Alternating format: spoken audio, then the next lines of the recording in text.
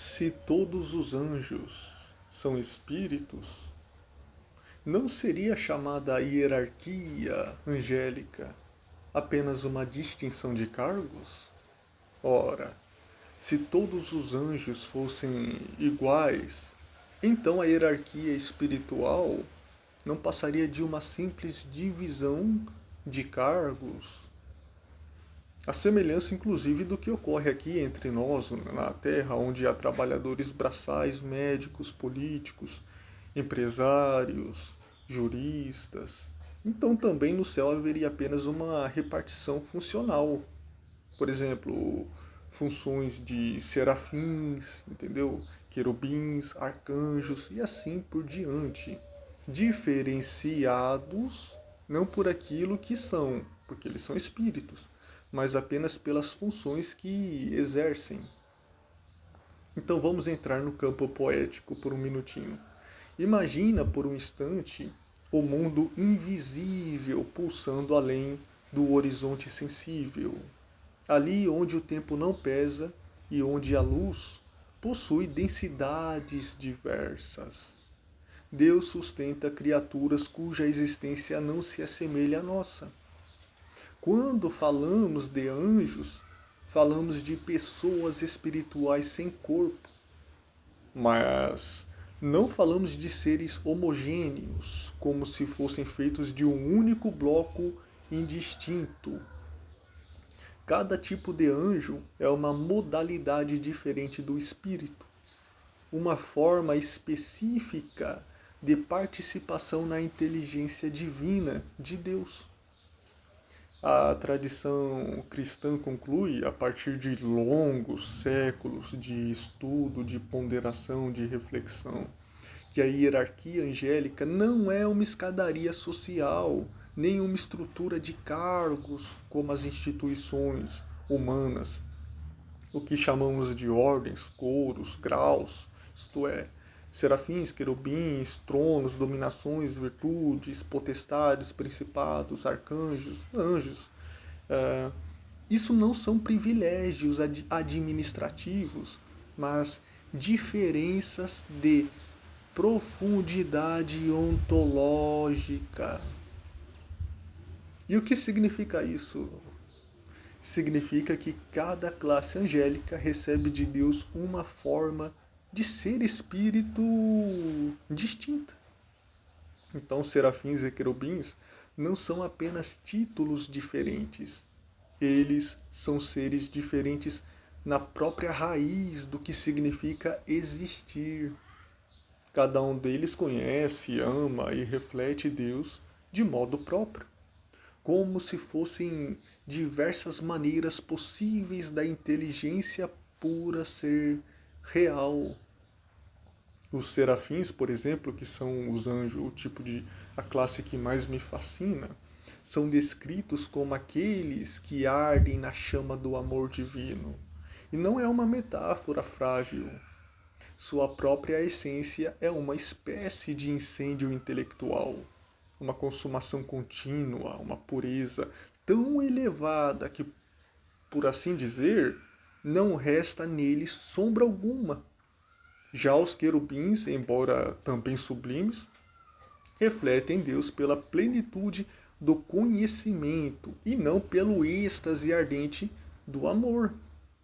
Eles compreendem Deus de uma forma que ultrapassa toda a mente criada, mas não tem aquela incandescência que define os serafins. Por isso, se diz que os serafins, nesse aspecto, são superiores, mas não porque ocupam um cargo mais elevado, mais alto, mas porque o modo como eles participam de Deus é mais intenso, mais direto, é mais próximo da fonte. Superiori... Pessoal, superioridade aqui não é poder, e sim luminosidade ontológica. Quando olhamos para essa diferença, o equívoco mais comum é pensar que todos os anjos seriam a mesma substância. A mesma substância. apenas distribuídas em funções como, por exemplo, gerentes, supervisores, trabalhadores, né? Mas a teologia clássica insiste que os anjos não são variações de um mesmo modelo, como cópias de um molde único. Cada ordem é um tipo de espírito, com propriedades intrínsecas e com limites próprios, com modelos distintos de operar. E cada indivíduo dentro daquela ordem é irrepetível. É como se Deus tivesse criado não apenas indivíduos, mas arquiteturas diferentes do ser. Então, se um serafim pudesse fazer, entre aspas, né, o trabalho de um querubim, deixaria de ser serafim nessa minha conjectura. E se um querubim pudesse sustentar o amor incandescente, então, de um serafim, ele já não seria mais um querubim. Então não se trata de uma permissão, olha, me ajude aqui na minha função, Serafim diz ao querubim. Não, mas de essência. Eles são feitos de modos diversos da própria possibilidade espiritual. Dessa forma, a hierarquia angélica não é mobilidade, não é uma carreira, uma promoção, não é estrutura de escalas, é sinfonia.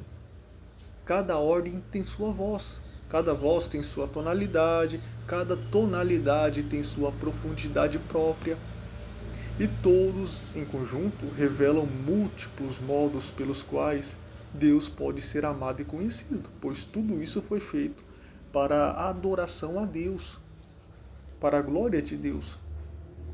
No fundo, é isso que impede que vejamos os anjos como iguais, desempenhando funções diferentes. Sua diferença não é de tarefa, mas de natureza. Eles não mudam de ordem, não ascendem, não descem, não migram, porque sua essência está é definitiva, é perfeita desde o instante da criação em que eles foram criados.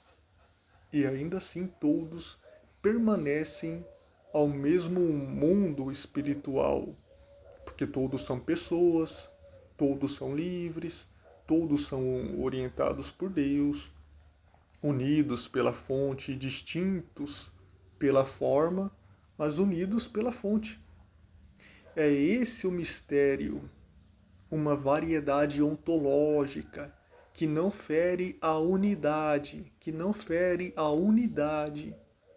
e uma unidade que não dissolve as diferenças, uma harmonia que não depende de cargos, mas de essências.